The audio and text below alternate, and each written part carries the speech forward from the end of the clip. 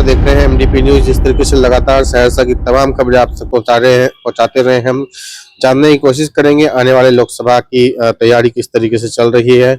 RJD और JDU इस बार महागठबंधन में है और कांग्रेस भी साथ में है। हमारे साथ जो है जिला पार्षद धीरेन्द्र यादव जी है, लगातार समाज सेवी भी रहे हैं और लगातार जनता की हर एक समस्या और विकास पुरुष भी रहे हैं। तो किस तरीके से आरजेडी की तैयारी चल रही है और आने वाले दिनों में जो तैयारी चलेगी उसका क्या परिणाम हमें दिखेगा। देखिए, राष्ट्रीय जनता दल का है अपना जो यहाँ पर चुनाव लड़ा जाएगा, लेकिन ये महागठबंधन है। राष्ट्रीय जनता दल है, जनता दल यूनाइटेड है और कांग्रेस है, वाम दल। अभी 4 दल का ये गठबंधन है। तो ये कहना अभी हम लोगों के लिए हड़बड़ी होगी जब तक शीर्ष नेतृत्व की तरफ से कोई इशारा नहीं होती है और किसी को आधिकारिक तौर पर उम्मीदवार नहीं बनाया जाता है तो हम लोग क्या कहेंगे। लेकिन हमारी पार्टी पूरी ताकत के साथ अपनी तैयारी में जुटी हुई है। पार्टी जिसको भी आला कमान टिकट देंगे, निर्देशित करेंगे, उसमें हम लोग लग जाएंगे और यहाँ से जीत महागठबंधन की तय है। पिछले दिनों देखे कि अविश्वास प्रस्ताव लगा कहीं जिला पार्षद के द्वारा, लेकिन खैर शुभकामनाएं देते हम लोग। आप लोग को जो है दोबारा आप उपाध्यक्ष और किरण देवी को अध्यक्ष पद दोबारा मिल गया, क्या कहना चाहते हैं? ये देखिए, ये तो जनता का विश्वास है, इसमें मेरा क्या कहना है। मेरे खिलाफ तो कोई उम्मीदवार ही नहीं था, लेकिन ये अविश्वास कुछ अपने लोगों के द्वारा लगा दिया गया था। लेकिन जब हम लोग उससे संपर्क किए, उनसे बातचीत किए, जो क्या भाई आपको क्या लग रहा है, क्या हमसे कमी हुई है, उसको जरा बताइए, या एक बार बैठ करके भी बात करना चाहिए, तब अविश्वास में आपको जाना चाहिए। तो बस महज 24 घंटा के अंदर ही सब लोगों से बातचीत हुई तो सब लोगों ने कहा कि हम लोग गलतफहमी में किसी के बहकावे में आकर के राजनीतिक दबाव पर ये काम किए थे। लेकिन ऐसा कोई आप पर आरोप नहीं है, हम लोग आपके विरोध में नहीं है, जो आप सबको देखने के लिए भी मिला होगा। जो ऐसा कोई बात नहीं था, वो विश्वास खारिज हुआ, हम लोगों की जीत हुई। सहरसा के तमाम जिला परिषद सदस्य की ये जीत है और प्रत्यक्ष और अप्रत्यक्ष रूप से जो लोगों ने हम लोगों को इसमें भी कोऑपरेट किया, मदद किया, नेता कार्यकर्ता सबों के प्रति मैं साधुवाद करता हूं, धन्यवाद देता हूं। विकास की जहां तक बात कर लेते हैं, योजना की बात कर लेते हैं, लगभग 2-2.5 साल होने जा रहा है इलेक्शन के, तो क्या क्या विकास के कार्य आप अपने जिला पार्षद क्षेत्र में कर रहे हैं? देखिए, जिला पार्षद क्षेत्र में जिला पार्षद को तो आंशिक राशि मिलती है। पहला है जो 100% राशि में 70% ग्राम पंचायत, 20% पंचायत समिति और 10% जिला परिषद को मिलता है। और सबसे बड़ा क्षेत्र जिला परिषद का ही होता है। मिनी एमएलए कह लीजिए, 50,000 से अधिक वोटर का जिला परिषद होता है, उससे कम का तो सवाल ही नहीं है। लेकिन फिर भी कुल मिला करके हमको लगता है जो हम लगभग 4 से 5 स्कूल में अभी तक में शौचालय बना करके तैयार करवा दिए हैं। 6 रोड अभी तक में बना है और यात्री शेड है, ये सब का भी काम चल रहा है और सिंचाई का नाला भी निर्माण होगा, उस और भी हम लोगों की काम अभी चल रही है। तो जो भी पैसा सरकार की तरफ से आती है, जो फंड मिलता है, मैं ईमानदारी के साथ किसी एक गांव में नहीं, अपने निर्वाचन क्षेत्र के हर पंचायत में हम प्रयास करते हैं जो उस राशि से अपना विकास करें। स्वास्थ्य और शिक्षा जो समाज की मूलभूत सुविधाएं होती हैं, किस तरीके से आप लोग स्वास्थ्य और शिक्षा के क्षेत्र को आगे बढ़ा रहे हैं? हाँ, तो वही ना, शिक्षा को देखते हुए, बच्चे बच्चों और शिक्षक शिक्षिका को देखते हुए ये मॉडल शौचालय जो अब तक हमको लगता है जो ग्राम पंचायत ये पहली बार बना रही है सब स्कूलों में, तो उसी को ने सबसे पहले शिक्षा को प्राथमिकता, अपने बच्चा को प्राथमिकता देते हुए अभी तो मात्र 3 पंचायत मेरे निर्वाचन क्षेत्र में बचा है। ग्राम पंचायत बरियाही है, बल्हापट्टी और पर्री है। तो आप देख लीजिए, हम तीनों पंचायत में जो है विद्यालय में शौचालय का काम करवाए हैं।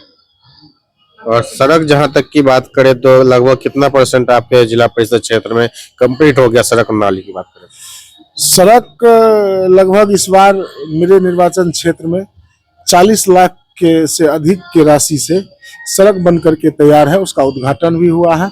उसका उदाहरण है, मेरा जो काम है वो हमको बोलने की जरूरत नहीं है और लोगों से भिन्न मेरी काम होती है। मेरा काम पर हर जगह आपको बोर्ड लगा हुआ मिलेगा और उस पर सारा कुछ डिटेल में लिखा रहता है।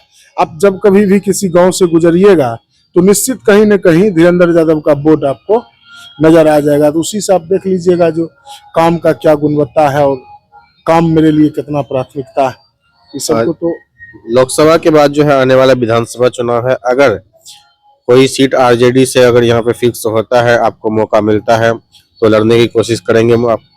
निश्चित, क्यों नहीं। हम एक वर्कर हैं और लगातार हम लोगों की सेवा में लगे हैं और लोगों का ये मानना भी है, लोगों का ये कहना भी है, जो आप विधानसभा से आइए, आप टिकट लेकर के आइए, आप यहाँ आरजेडी से लड़िए। तो हम वैसे लोगों को कहते हैं कि भाई टिकट तो अल्लाह कमान के हाथ में, मेरे हाथ में कर्म है, आपका सेवा है, ये मैं कर रहा हूं और आगे मैं करने का प्रयास करूंगा। यदि हमको पार्टी मौका देती है राष्ट्रीय जनता दल सहरसा से, तो निश्चित रूप से सहरसा विधानसभा से, तो मैं इस सहरसा के तस्वीर को बदलने का प्रयास करूंगा। आम आगाम और लोगों से हट करके पूरा ऊर्जा के साथ आम लोगों की सेवा और सहरसा की चौमुखी विकास करने का मैं प्रयास करूंगा। अभी जहां तक देखते हैं सहरसा विधानसभा में, जैसे कि ओवरब्रिज की समस्या हो, जाम की समस्या हो, जगह जगह पब्लिक टॉयलेट वगैरह नहीं है, इस तरह की तमाम असुविधाएं लोगों को से गुजरना पड़ता है। तो कौन कौन सी असुविधाएं होती हैं? आप लोग भी यहाँ सहरसा विधानसभा में ही रहते हैं, लोगों की समस्या से रूबरू होते रहते हैं, तो क्या क्या समस्या आपको बताते हैं? देखिए, समस्या जो है, समस्या कभी समाप्त होने वाला चीज नहीं है और समस्या को जो कोई व्यक्ति कहेगा जो हम इसको खत्म कर देंगे, इसके बाद ये समस्या नहीं होगा, हम धीरेन्द्र यादव बोलेंगे जो हम जिला परिषद हैं, उपाध्यक्ष हैं और राष्ट्रीय जनता दल के प्रदेश महासचिव हम ही हैं, इसीलिए हम इतना समस्या को देख रहे हैं, तो ये मेरी भूल होगी। समस्याएं रोज का चीज है, समस्याएं रोज आती है और नई नई समस्याएं आती है। लेकिन अपने शहर का मुख्य ओवरब्रिज का मामला है जो आप सब लोग जानते हैं सहरसा शहर का। अब पता नहीं इस पर किसकी नजर लग गई है या जो लीडर है, नेता है, वो किस और प्रयास कर रहे हैं, ये आप सब भी देख रहे हैं। होते होते थोड़ा थोड़ा सा के लिए हम लोग सुनते हैं जो अब इसकी शिलान्यास होगी, राज्य सरकार स्वीकृति दे दी, अब ये टेंडर में जाने वाला है, तो कभी पता चलता है जो कोर्ट में चला गया, कभी पता चलता है जो कुछ ऐसे नेता हैं जो अलगे अपना तांडव करते हैं, जिससे कुछ काम करने वाले जो नेता हैं उनके दिल पर भी आघात पहुंचता है, तो काम में भी सुस्ती आती है। तो जो यहाँ अभी काम करने वाले लोग हैं, जो अभी वर्तमान एमएलए, वह यहाँ मंत्री भी रहे, बड़ी बड़ी बात बोले हर जगह, जो अब ये इसका शिलान्यास होगा, इस बार मैं करा दूंगा, लेकिन हुआ तो कुछ नहीं। अब यहाँ पर अभी माननीय सांसद महोदय, कई बार हम लोग उनसे रिक्वेस्ट किए, आग्रह किए, तो वह बोल रहे हैं कि हम इस चीज में लगे हुए हैं और बहुत जल्द कोर्ट में मामला चला गया है, कोर्ट से फैसला आने के बाद इसकी शुरुआत की जाएगी। इसके आगे तो हम लोग इस बात को कर भी नहीं सकते। हमारे आदरणीय नेता उप मुख्यमंत्री तेजस्वी प्रसाद यादव जी है, हम कई बार उनसे, इस बार भी हम जब सहरसा आए तो पहला मुद्दा मेरा था जो सर यहाँ पर ओवरब्रिज और एम्स है, तो कहा जो ओवरब्रिज आपको पता चल जाएगा, आपका बहुत हद तक काम निकल गया है, काम आपका शुरू होने वाला। लेकिन उसके बाद ही मामला कोर्ट चला गया। अब रही एम्स की बात, तो ये तो राज्य सरकार पर निर्भर करती है, जब तक राज्य सरकार चाहेगी नहीं तब तक वह होगा नहीं। तो अब ये तो नीतीश बाबू के हाथ में है, मुख्यमंत्री अभी वो है तो वही बता सकते हैं। हम लोग अपना प्रयास और अपनी बात को वहां तक पहुंचाते रहते हैं समय समय से। लेकिन जैसे कि तमाम आपके जो आला अधिकारियां हैं, तेजस्वी यादव वगैरह जी हैं, बिहार के उप मुख्यमंत्री हैं, जो भी इस वीडियो को देख रहे हैं, उनको मतलब पूरी गारंटी दिलाते हैं अगर वो सहरसा विधानसभा की सीट आरजेडी से आपको टिकट देते हैं तो जीत के दिखा देंगे, पूरी गारंटी देते हैं? देखिए, ये गारंटी ही नहीं, 100% गारंटी होगी। जो धीरेन्द्र यादव जैसे वर्कर को यदि टिकट मिलेगा तो यहाँ कोई जात पात नहीं। आप देख लीजिए, जहां से हम जिला परिषद बन करके आते हैं वहां कोई यादव की जनसंख्या नहीं है, वहां एक जात की जनसंख्या थी, ब्राह्मण की। वह सदियों से सहरसा में एक सीट जीत करके आता था तो उसका नाम बनगांव था, वहीं से आता।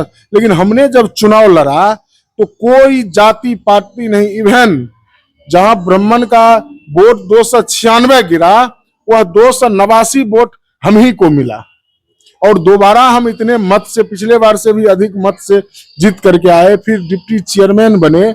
और इतना आप सब देख ही रहे हैं, लोगों से दिन रात मेरा जुड़ाव रहता है, लगाव रहता है, इसलिए मेरे नाम पर कोई बैरियर नहीं रहेगी। बहुत अधिक मत से यहाँ पार्टी चुनाव जीतेगी। तो ये थे हमारे साथ धीरेन्द्र यादव जी, जिनका साफ कहना है लगातार वो कई सारे चुनाव जीतते रहे हैं, कई बार जिला पार्षद रहे हैं।